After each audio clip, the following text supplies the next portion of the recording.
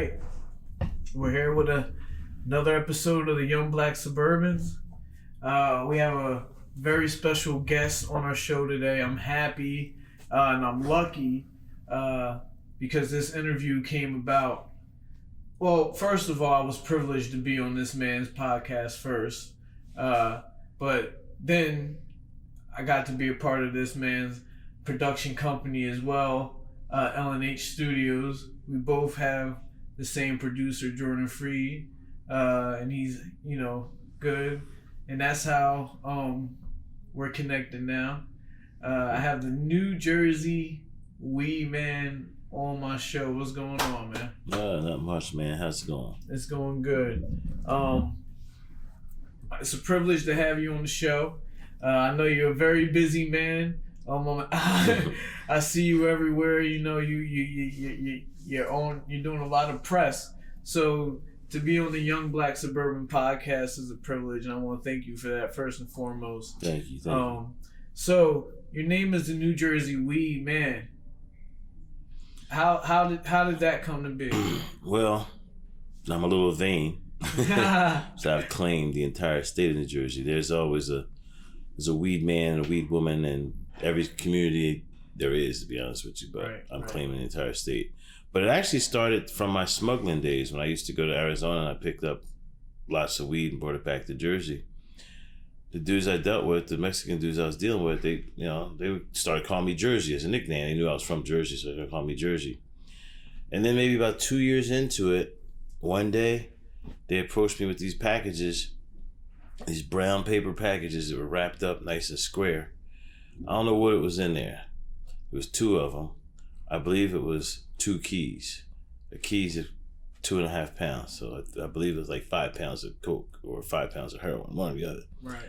And they were offering it to me, telling me to front it. They was fronting it to me and everything. It was like, just come back with $100,000 in a couple weeks. And I was like, no. Right.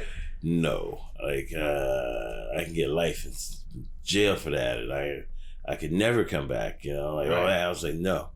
And, they didn't have hard feelings about it. I just was like, nah, man, I just weed, man. Just weed. I'll just carry weed. That's it. And then they started calling me Jersey Weedman. And they realized, he's not carrying nothing else. He'll only smuggle weed. So they started calling me for Weedman. That was in the mid-90s, 95, 94, somewhere around there. Nice. And then right after that, I got my first AOL account. Right.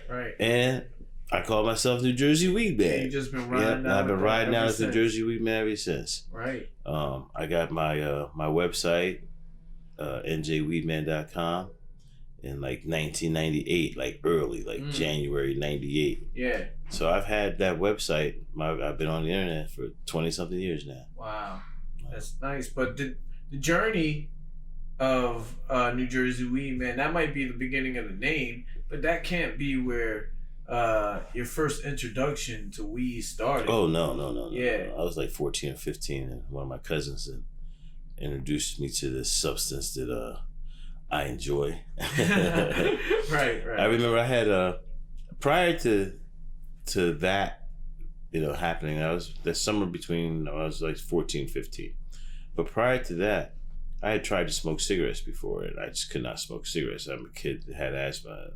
Made me cough and gag and wheeze. So that's what cigarettes did to me. So I was just assuming the weed would do the same thing. So there were other occasions that friends of mine were smoking weed, and I didn't even try to smoke it. I didn't want to smoke cigarettes, I didn't want to smoke weed, I just left it alone. But this particular occasion, I guess I felt I succumbed to a little peer pressure. Right. And I wound up taking an inhale, and what I remember what happened was that first inhale, I noticed right away that, whoa, I wasn't able to inhale that. I didn't cough and gag like you normally do with cigarettes. So, it's going around, the joint's going around, I reinserted myself in the rotation, and I got it again. And this time I inhaled more, and I realized that I can actually smoke this. Right. And it became something I could do. I could participate in this thing. Right. And next thing I know, I was smoking weed. And, the rest is history. I loved it. I like it. I loved it. And I always want more of it. We often reference weed. I had, Dr. Hashimi Sharu Sashimi on the show, and he is someone who allows someone with medical issues to be prescribed marijuana. So a lot of my viewers from seeing that show, they know that I'm a medical patient as well, and that I use it for multiple reasons. What is your thoughts on the current situation with medical marijuana, and not even just medical marijuana? I don't want to make this question too long, but marijuana period, because it's different than that first toke that you hit when you were 14. There's a lot more advancements now. Yeah, there is. There's a lot better weed out there now. Back then it was Mexican brickweed. Right. Now it's all this good high grade weed coming out of California, Oregon, Washington State. But what was the question? Well, the question is, what are your thoughts on the weed? But you pretty much said it's a lot better. It's a lot better weed. It's a lot better than it used to be. And what are your thoughts about? I don't want to get into that yet. I got a lot more that I want to know about you before we get into that, because your name is New Jersey Weedman, and you told us a story about Arizona, but it's blown up since 20 years ago. Right now, I got you on my couch. Barely. I can't get a hold of you. You know, we 10 minutes from each other. You're doing a lot of press. Why is that? Why is New Jersey Weedman in the forefront? Because I've been fighting the system for 20 years. Right. And I'm not giving up. And the way I looked at it, it was a war on drugs being waged against people like me. And in this war, if you want to divide it up into fronts, I'm in the marijuana front in this war on drugs, and we're winning. You know, we got there never was a day it was like, you know, the black market was defeated by the government. Marijuana is eradicated. There's never going to be a day like that. I always thought it was going to be a day that one day they would say, you know, marijuana is legal now. These guys won. Well, we're very close to that now. I feel like a winner. I feel like I was on the side of righteousness. Right. All these 20 years of openly talking about legalizing marijuana, I feel benefited by it. I feel like it's happened. It's there. But that doesn't mean the war's over. Yeah. There's still a lot of infighting, a lot of fighting to do. And I'm still there. Yeah. So the issue of legalization is pretty much a done deal. Everybody's pretty much agreeing that we should legalize it. Right. Now they're trying to figure out how to regulate it and how to, you know, implement the laws. Right. And that's where I've been demanding inclusion. So I went from just being a legalizer, arguing for legalization for everything and everybody, right, to I want inclusion of the existing black market. And when I say the existing black market, I mean there really is no legal outlet to buy marijuana in Pennsylvania or New Jersey. There are no retail outlets for that. They're illegal. Yeah, I was gonna say, but there are. Yes, you can there's get some medical well, marijuana not places. even just the medical. That's what I'm saying, though. You can get but it. There are hundreds of thousands of people who smoke marijuana every day. Yeah. Where do they get it from? They get it from the black market, the existing market, the marijuana market. You know, so I kind of giggle when I hear these guys talking. You read these articles like these guys that say that they're a founding member of the cannabis industry. You know, I want to reach through the phone sometime on TV and just smack them. Say, what do you think, you Christopher Columbus or something?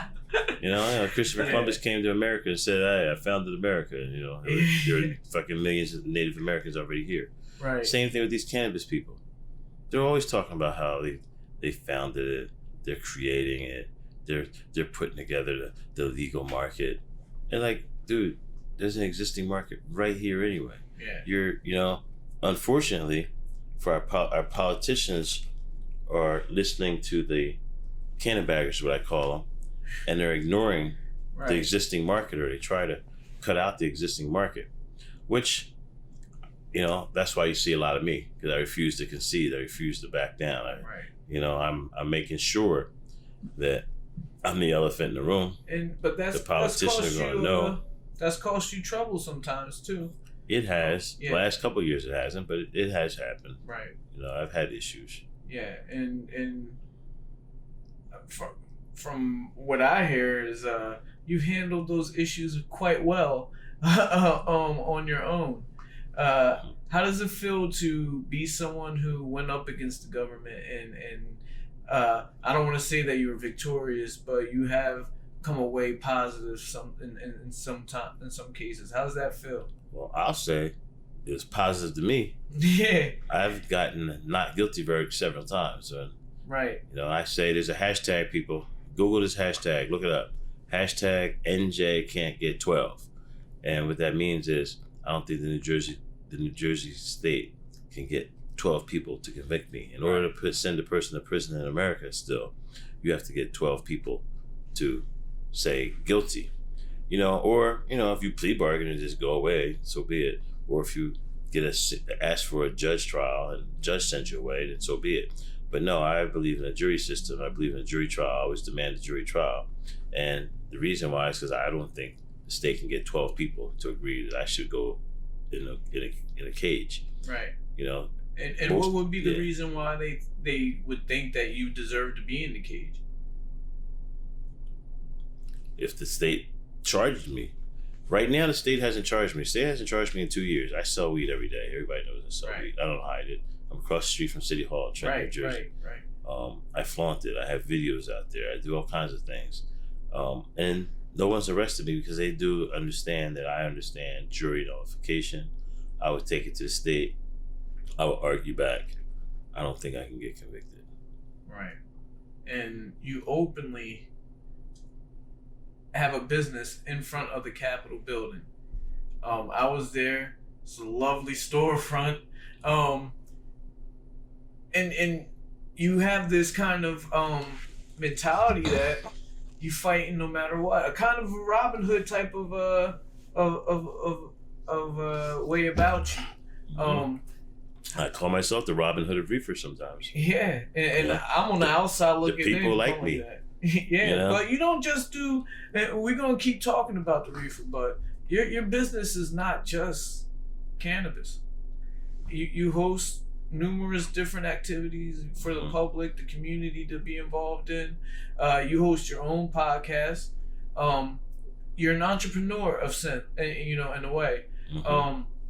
What goes into the entrepreneur side of New Jersey Weedman? How do you come up with this business idea to be in front of the Capitol building, doing what you do? I'm not even saying that part. I'm talking about. Yeah, actually, it's not the Capitol. It's City Hall. Oh, City Hall. I'm sorry. Well, City Hall. Yeah. you. All right. Let's just break this down. All right. Fuck it. We're gonna talk about the weed. Right across for an African American to get any business off the ground is a hard thing. You doing it. I'm doing it. So we know. In front of City Hall, doing what you're doing, selling cannabis, and you know that you're telling them that it's a protest. You're saying it. You're saying this is because what you're doing to us. Where do you get this energy and to fight to the death with the people right across the street, bro? Right across the street. I don't know. I think I get it from my mom, to be honest with you. Okay. My mom and my dad were both into certain things, entrepreneurship, self-awareness, self-empowerment, things like that. But my mom was a little bit more into the history and the aspects. We used to joke that she was an Angela Davis wannabe. Always, talking about civil rights. She made us read a lot of, Black history, read a lot of, Huey Newton and the Black Panthers and all that. And, over the years, a lot of that just stuck to me. I resist things, I fight things, I stand up for myself. The whole Black empowerment thing, I got it over time. It just always stuck with me. And even at this point, I'm watching, and it irks me. It doesn't irk me like on a racial point of view, but when I look at me and people like me, all the people I know, we got jail cells for selling weed. Yeah. And now look at these rich white guys, suit and tie, talking about their CEOs and they're businessmen. They have symbols on Wall Street, and they're trading. Like, it's like, okay, so I got a jail cell, and now they get to sell. I got weed stocks. Yeah, it offends me. That's crazy. Yeah, no, I understand. I didn't put two and two together until you just said it. Yeah. No. Now I'm gonna sell it. No, I'm not gonna sell it. It's not. It doesn't do anything anyway. But where you just tapped into these they're on the stock market while they're still locking up people for this drug. I never even heard it put like that. That's crazy. I put my money into it. You know, but I get it. I get it. I'm glad that you touched on that because I had a client who saw my podcast with you, and it happened to be a Caucasian female, and she's like, "Man, I like that interview. It was great, but I don't think that New Jersey Weedman will like me." And I know it's because she doesn't understand where you're coming from, the mentality where somebody might say, I'm selling weed like I'm white. And why they might say something like that. I have found go ahead. That there are people who initially are offended at that. They don't get what I'm saying. They don't understand it. And you know what? I can't sit back and explain to each and every person. I just got to keep on doing. I put my message out.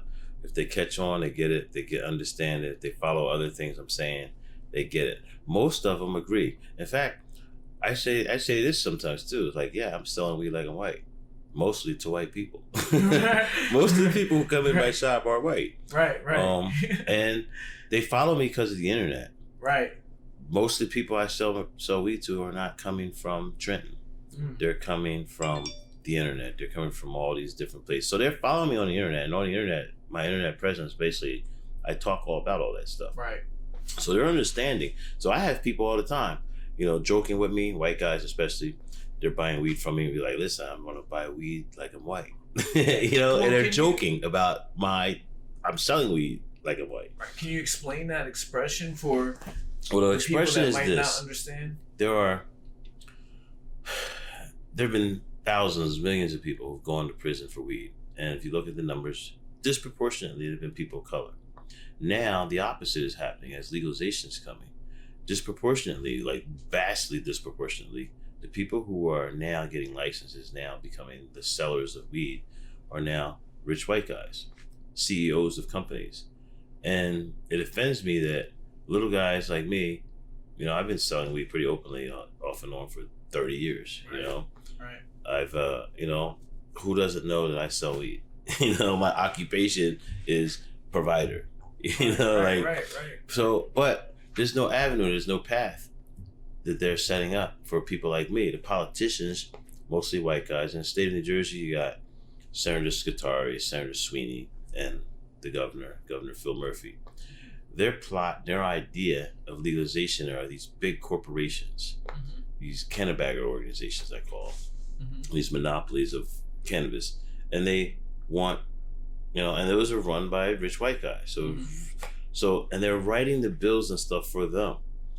They're writing the rules for them. They're making the rules and the obstacles so high that only those type people can reach them. Right. So you got these white politicians mostly are writing the bills and the laws for these white corporations. So as my way of protesting, I call it my Rosa Parks. It's today's Rosa Parks' birthday, by the way. Oh, happy birthday, Rosa Parks. Yeah. That's so Ed with his the my weed bad. man with his. I forgot to turn my phone off. Sorry, man. All right, so a Kaepernick kind of situation where you're saying something and that it's going to rub people the wrong way. Yeah, it does, but they get it. If anyone who has a little bit of intelligence or reads a little bit, then they get it. They understand like what I'm saying. And so me saying I'm selling weed like I'm white, I'm in my Rosa Parks mode. I'm not getting off this cannabis. Right. I'm like I'm not getting off the cannabis. I am not, going to the back of the bus. No, I'm demanding inclusion. And in the meantime, I'm going to sell weed like I'm white. I'm going to invoke jury nullification. I'm going to invoke civil disobedience. If the state can get 12, they'll try me. Right. I don't think they can get 12, but, let's go. It's crazy, man. Let's go. Try me. I got Arrest the Robin Hood of cannabis on my couch right now. This is crazy, man. This is nuts. Yeah. So the state hasn't bothered me in a couple years. Like, a lot of people don't realize how long I've been. Basically, since 2018, I said, hey, I'm selling weed like I'm white. Right. And I've been selling weed openly. At first, it was just a little, I was hiding my weed every day. And, this idea. Now, I have a couple $1,000 worth of weed that's there every day. Right, and, I do my thing. Got 100 people, between 100 and 200 people come every day. Right. I'm operating a full-fledged dispensary. Even if you Google dispensaries in New Jersey, now watch people do it. Right. Your listeners listen to me. Listen to me. Right. Google New Jersey marijuana dispensaries. Yeah. And you'll see I pop up. New Jersey Weedman's joint pops up. Right. And the reason why... But I'm not a dispensary. I'm not legal. Right. Well... only the rich white guys right now are licensed. The reason why this podcast is so important, and we're right over the bridge from... We're 5 minutes over the bridge, where now in New Jersey, it's legal. Mm-hmm. It's legal. I don't know how many dispensaries or cafes or stuff are running because it's fairly new, but like we said this whole time, you've been doing it there. Mm-hmm. Now the issue is that, and this is not just the issue in the weed industry. There's no way that someone from Prohibition could have gotten into the alcohol trade because they couldn't afford it. It's the same thing. So you're here fighting for people like that to get into the industry after the law has changed, but they haven't dealt with the people that already went to jail or the people that have been doing it for years. So with that, how are the people? How you're right in the middle of Trenton? How does the community treat New Jersey Weedman? Listen, I get treated like Robin Hood. Right. People love me. I take selfies a couple times a day. I don't just. I very rarely will sign something. People want me to do autographs. Right. I'm like, no, dude. Autographs are the thing of the past. Selfies. Selfies. That's what it's about. Selfies. Yeah, I take selfies all the time. People are always asking for advice. I had a guy showed up today talking about how he got arrested and his car got towed last week, so he wanted to see what he can do and how he can fight it. So I get that. Right. Cops wave at me everywhere. I'm in Trenton. I'm downtown. Right. If I ever go down near the State House or any of them buildings down there, there's always like, I say white guys in suits who start talking to me. I don't know who they are. They know who I am. Right. And when I say white guys in suits downtown in Trenton, they're legislators, they're senators, they're state assemblymen. And I'll talk to them. And sometimes I look at them and recognize they had these little pins on, these little legislative pins that they wear. Right. And so I recognize, this is a state official.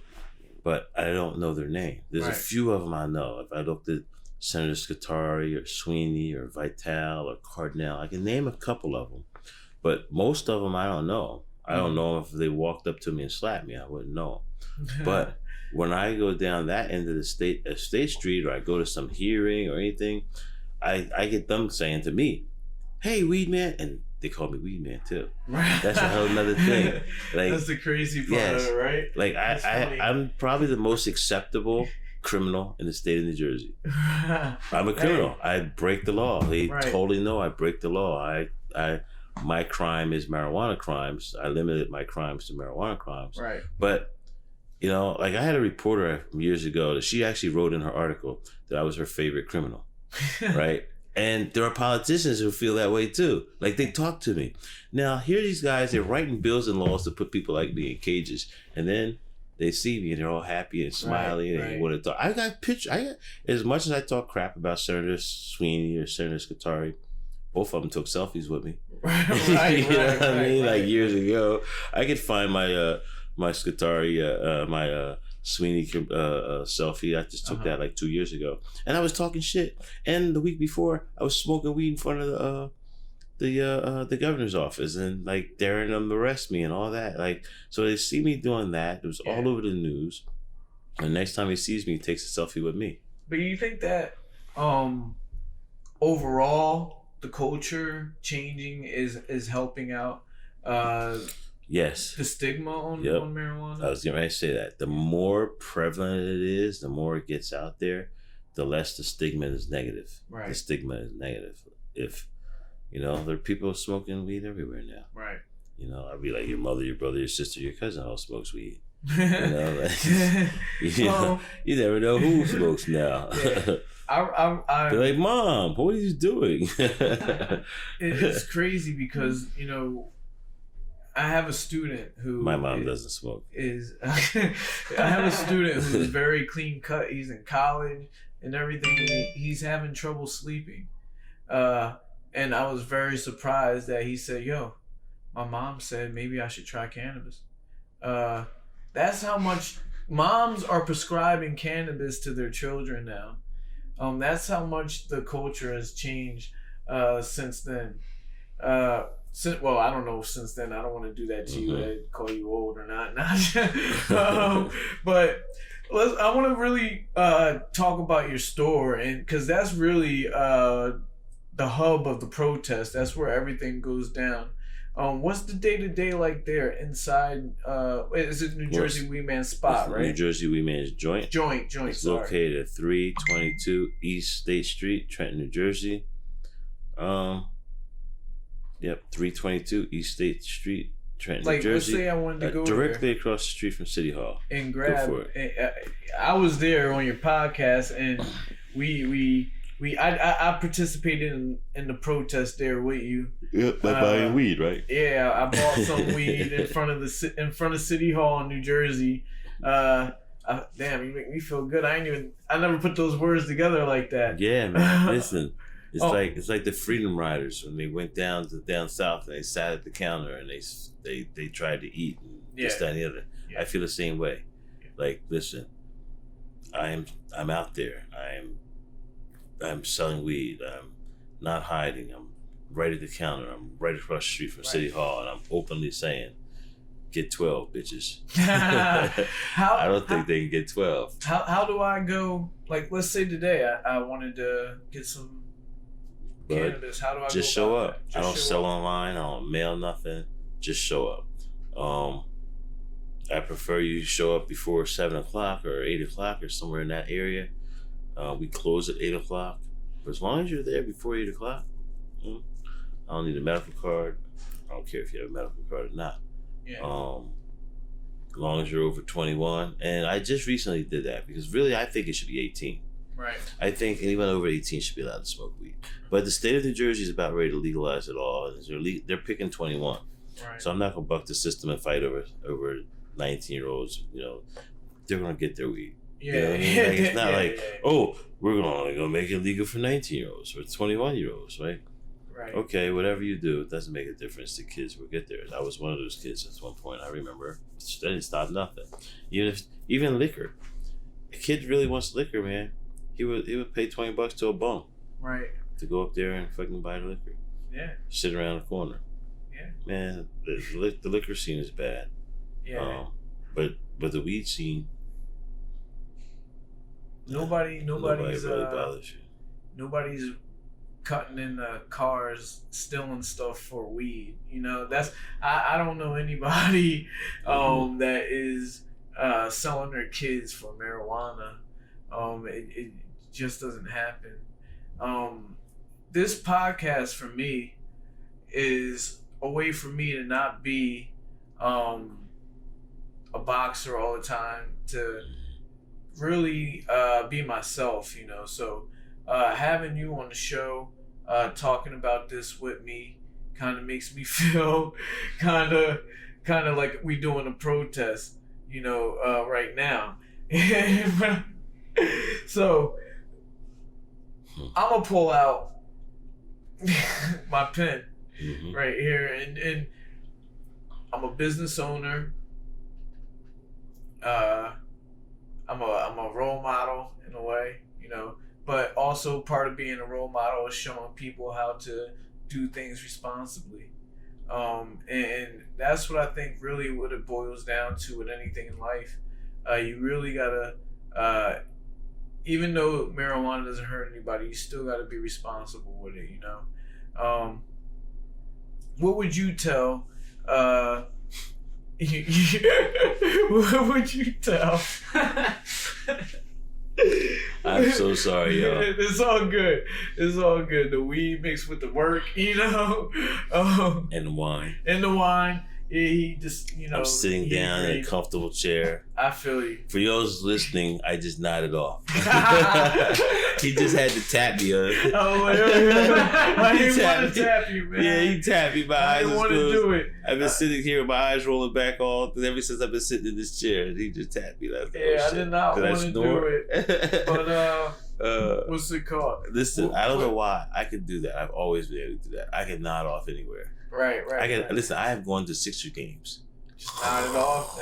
And just head goes down, my chin touches my chest, and I nod off. It's not even because I smoke weed. But that's what I'm saying. It's not really a good. It's not a good look when you nod. No, I know. New Jersey weed, man. We need you. You need to get the sativa, bro. Look, listen, and it has. I don't know what it is, man. Listen, I've always been that dude. I can stay awake for 3 days if I feel like it, without doing no speed. I can stay awake. When I was a truck driver for 12 years, and I was very good at truck driving because I can get in the truck in New York and be in San Francisco in 3 days. Spend the day there, jumping my load, nodding off, going to sleep, and be back. I can do 8-day turnarounds. 8-day turnaround for a truck driver is good. You make 3 trips to the coast and back. When I was a kid, my mom used to say, "Man, that kid never sleeps," and but I nod off all the time. Right. I'll just stop and I sit down. Yeah, and 20-minute ones just work. I know we're talking, and in between sentences, in between topics, I have nodded off at least twice while I was talking to you. And then you come back. Yeah, but I hear it. I can still hear. Even though I'm like, I hear. It's all good. I watch TV like that. Sometimes I was just like this. Yeah. But I heard every word on CNN. Yeah, I'm a CNN guy. Yeah, fuck Fox News. So we didn't even get into your background as far as where you grew up, because that obviously played a part in who you are today as well. I grew up in suburbs, man. I grew up in a little ass town called Sicklerville. Young black suburban. Yep. Yeah. I grew up in Sicklerville. You know, I was riding dirt bikes and playing baseball and softball and romping through the woods with the white kids. Right. You know, that's how I grew up. That's why when I hear people say little things like to me, like you're racist, I'm like, dude, you just have no idea. They don't know, My right? world was the white world. I grew up with the pickets. With we had, I grew up in Sicklerville. Right. You know, all my friends were white kids. You know, right. I don't hate it. I didn't hate them when I was kids. I don't hate white people now. Well, why? I actually am dating a white woman right now, Debbie. Right. And it's just how it is. This is your business partner? It's my business partner. Yeah. You know, we've gone back and forth. Are we dating anymore? Are we a couple? Or are we just a business partner? And most of the problems getting good. are my problems. I cause most of these problems, man. Yeah. I've been married twice. Both marriages were ruined by me. And I admit it. But I grew up in Sicklerville. I went to Edgewood High School. I played sports and all that shit. When I went to go to college, I decided to join the National Guard at first. So I did the National Guard. I went away for the first summer I was out of high school. Did basic training and all that in the Army. Then I went to school in South Carolina. And once a month, I did the whole weekend thing for about 2 years. And then at some point, I decided I'm going to quit college. Man, my parents were pissed off at me. But I didn't like going to school in South Carolina. That's really what it was. Okay. If I went to Rutgers or Glassboro State or something like that here in New Jersey, I probably would have did well. Right. But I was down south. I didn't like it. Still to this day, man. We cross about Virginia. You get south of Washington, D.C., I don't like it. I don't want to be in North Carolina. Yeah. I want to be in South Carolina. Yeah. What? Alabama? Hell no. They say Texas? No. Bible thumpers, Confederate flags. No, I don't like it. After Baltimore is the South, they say. Yeah, well, to be honest with you, no, it's not even that's too far south. The Mason-Dixon line cuts across the southern part of New Jersey. Really? If you look at a map, the Mason-Dixon line on Pennsylvania is Pennsylvania and Maryland, and you look on a map, it cuts right across the top side of Wilmington, and you keep on extend that line across Jersey. It goes through like Pennsville, or not Pennsville, like Deptford. Everything south of Deptford is like the Mason-Dixon line. Wow. That's where the Mason-Dixon line cuts across the bottom side of Pennsylvania, cuts across the top of Delaware, and goes through New Jersey, cuts across, like I said. We just made it. Yeah, we're just on the other side. But listen, if you go, I don't know if you've been to deep South Jersey. You go to Salem County, Bridgeton, Cumberland County, man, there's Confederate flags all over. Really? Hell yeah. You feel it. You go around Bayside State Prison, which is down on the bottom side of Jersey. There's Confederate flags everywhere. It's like this oasis in the middle of it called Wildwood. You know what I mean? But once you go south of Glassboro in Jersey, Vineland, that's like the cutoff line. Anything south of those towns, it's the South. It starts south, and it starts in Jersey. People think, oh man, the South starts, on the other side of Baltimore, south on the other side of Washington D.C. Nah, man. Right. The South is did you deep South Jersey. Experience just look. In South Carolina, the weed trade and how they work down there? I was a kid then, so I was in my 20s. I just smoked weed. I was just, I did dumb things. They had garbage weed down there, and whatever. I can remember smoking garbage weed. I remember coming home to New Jersey, going to Philly and buying good weed and bringing it back down to South Carolina and making good money because I was, I had to hook up. Right. They had nothing but Mexican brick weed. Right. Brown Mexican brick weed. Back then in the 80s, you were doing good if you found some green brick weed. And I do remember being able to get some green brick weed. Right. You know what I mean? That's funny. But the brown brick weed with the sticks and stems, that was down south. And I remember just a few years ago, I'm talking like maybe 10 years ago, for whatever reason, I was in Georgia, right outside of Georgia, not actually in Georgia. Georgia, actually, Atlanta gets decent weed because they're a metropolitan area. They're a city. Right. But you get in the country area of Georgia, man, they got Mexican brick weed like you was in deep South Texas. Right. There's sticks and stems and everything. And I went through a period of time, I just said I was a truck driver, that I smuggled a lot of weed. And I smuggled weed from places like McAllen, Texas, Santa Rosa, New Mexico. I did a lot of runs out of Tucson and Nogales, Arizona. Phoenix became my little hub in the 90s. When I wound up getting busted, I got busted from a package that came from Phoenix. So, but you said, who am I? Like I said, I grew up in Sicklerville. I did my little Army thing. I was in the Army for a couple years. When I got out of the Army in 1991, I got out of the Army I got out of the Army June 26, which was basically 6 weeks before Saddam Hussein liberated Kuwait and started the Persian Gulf War. Right. And right after that, though, I started. Now that pissed off people who kind of like read and study stuff. I said liberated Kuwait instead of occupied. It took it over. But people who read history actually understand that he did.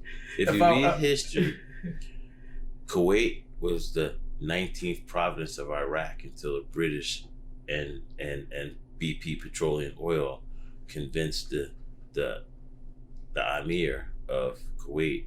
It wasn't a country yet. It was just the top province of Iraq. They convinced him to declare independence. Right. And British forces showed up. I think it was 1963 or 64, somewhere in that area. Right. 61. And they took over the top side and renamed it and just called it Kuwait. If you look at a World War II map, there's no place called Kuwait. Right. You know what I mean? Right. It was Iraq. And the British convinced the Emir to basically become a traitor and take Kuwait and rename it and everything. And then at some point, Saddam got strong enough to try to take it back, and that's what he did. But Americans never hear that part of history. Well, unless you're a reader, you're not. We're used to being on the offensive side of that, doing the same. Yeah, exactly. You know, that's why senators take pictures with you. That's why you can get on Viceland, because you can pull that charismatic. People don't, you know, you're not just a weed man. You know, you're in there. Mm-hmm. You know, I don't know what happened to me, man. I read, and nowadays I read on my phone. But I used to carry books everywhere. I constantly read newspapers, like constantly. So I had these millions and millions and millions of useless facts in my head. Like when I watch. Here we go again, yo. When I watch. You know it's a boxing gym, right? Yeah. When I watch things like. Oh shit! He's gonna punch me, y'all. After we listen, he just heard the ring. Man. Yo, we allies. We are allies, man. We are allies. Yeah. But yeah, like I'm saying, you know, you're not just a pothead. You're not smoking weed. And it's not just you. A lot of people that use marijuana are articulate, read books. They use it to actually study. You know, it's not a burnout drug. Yeah. I tell you, like, listen, I watched shows. When I used to watch like Jeopardy, I would know half the questions. You know, I would do well on Jeopardy. I don't think I'd win. Right. Maybe I get lucky and get a daily double or something to win, but I could do well and stuff like that because I have all these useless tidbits of information stuck in my head. Right. Because I'm a pothead and I'm a nerd. Deep down inside, I'm a pothead nerd. Right. So like I have all these little goofy little facts. Which you know what? It helps me though. Right. It helps me. People like always wonder like, how do you do this? How do you do that? Some little tidbit of fact I happen to know. Some little bullshit I read somewhere that I was able to turn around and utilize it somewhere. Right. You know? And like that's actually how I get away with it, get by on a lot of things because I happen to read a lot. But I mean, sometimes you know something that ties into something that solves a problem.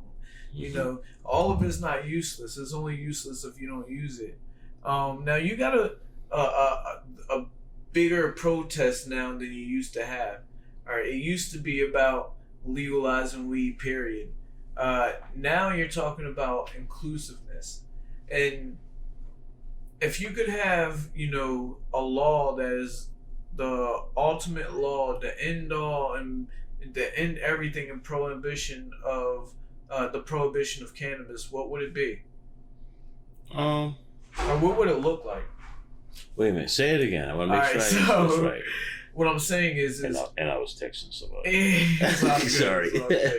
All right, go for it. If you had a chance to write the law yourself to end prohibition the way that we know it towards cannabis. Oh, I'd make it as legal as a tomato. Okay. That's it. There's very few rules on tomatoes. I just make it legal. You know, if you wanted to sell it on the side of the road in a basket, sell it on the side of the road in a basket. You know, wash it up and sell it to a supermarket, and the supermarket sells it, so be it. I think you should be allowed to grow it. I think this year, actually, I'm gonna give you a heads up. This year, I'm promoting home. The hashtag grow weed like you're white. and I actually have like 100 clones right now, and I bought a cloner machine, and I'm sitting there clipping clones, and I'm gonna have a couple hundred clones next month, and I'm gonna start selling clones. And my stated goal would be, you know, fuck the prosecutors, fuck the state.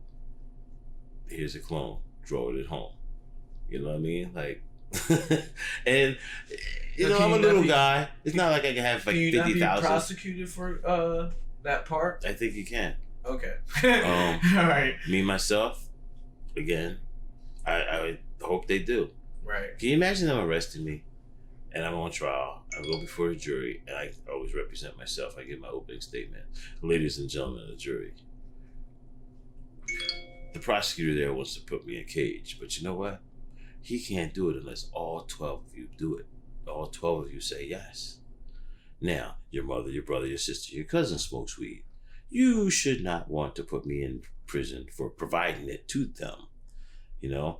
Listen, I'm mighty bright. I'm not quite white.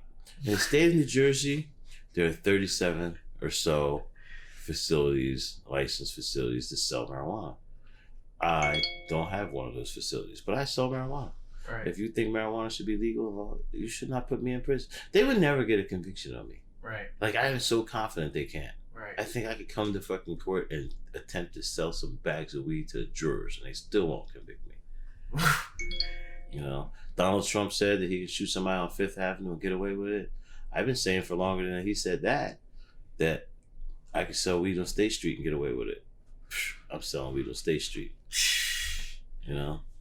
And people thought I was goofy. When Donald Trump said it, I was like, I almost wanted to say, yo, this dude just stole my line. Yeah. But everybody knows him. Yo. You know, when he said that, when he said he could shoot somebody on Fifth Avenue and get away with it, I totally understood what he was saying. Totally understood what he was saying. That's crazy, man.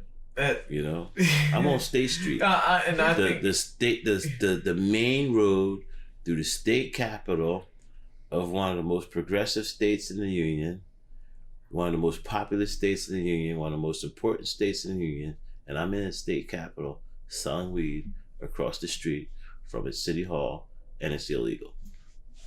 After already being in trouble before. Mm-hmm. Yeah, that's a big part of it. Yeah. You still have. I made a mistake. I made a mistake that first time. The first time I was charged, ultimately I said all this stuff. I went to trial. Right in the middle of the trial, they basically bribed me. I took a plea in the middle of my trial. I said I'd never take a plea, and bam, I took one. And then I said I'd never take a plea again. Now all those other cases I've gotten over the years, I don't take pleas, so I always win. I end up in trial and I win.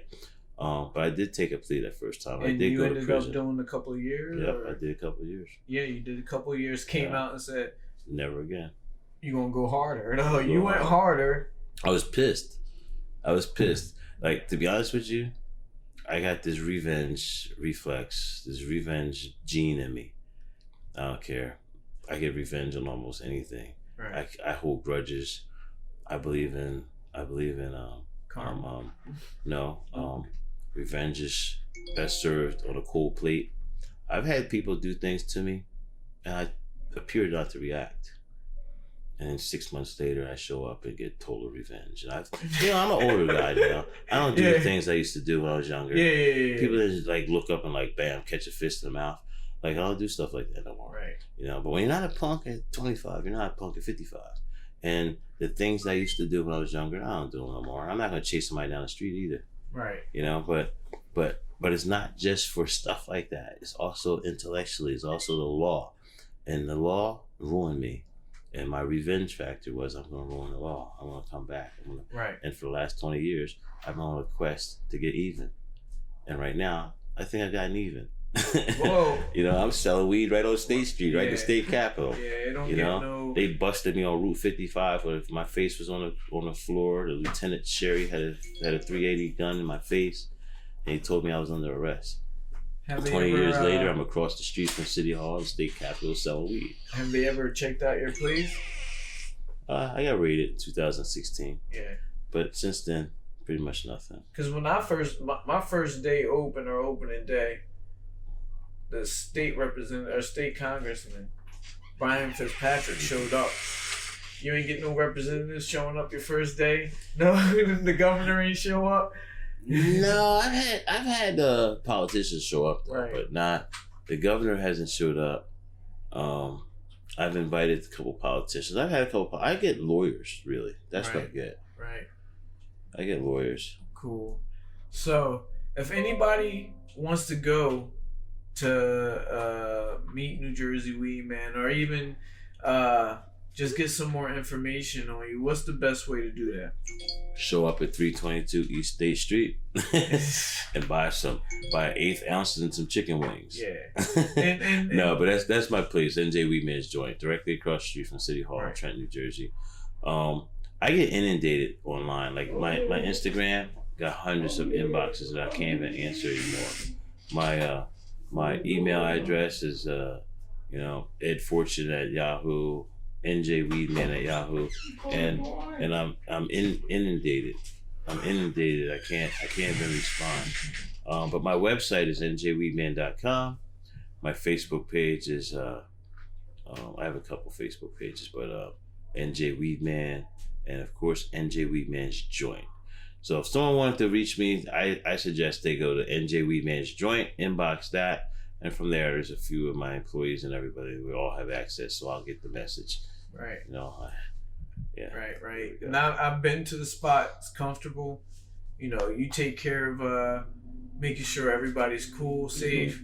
It's a clean block. You know, it's right in front of the Capitol building, so I guess you can feel safe. They got security around there. But once again, it was a privilege. That was the Young Black Suburban with my man, New Jersey Weedman. That'll work. I ain't so young no more, but I am a suburbanite. You a young black suburban still. Jordan's a young black suburban. Oh shit! He caught some pigmentation. He caught some melatonin. I appreciate it. Hey, wait a minute. I gotta deal with something. How you steal my producer anyway?